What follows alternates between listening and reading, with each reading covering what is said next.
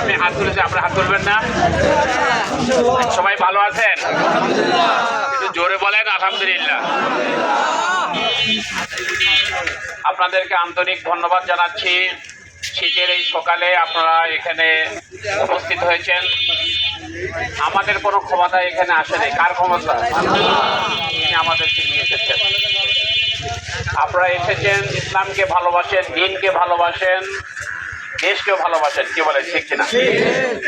আমরা পরিষ্কার কথা বলতে চাই, এদেশের মুসলমান বাস করে শতকরা 92 ভাগ, 8 ভাগ হলো অন্য ধর্ম অবলম্বীরা।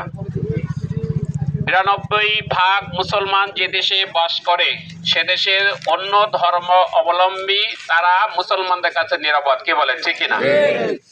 এর মধ্যে কোনো কথা আছে? আমরা বাংলাদেশকে নতুন ভাবে গড়তে চাই। কি বলেন? কিভাবে সেটা?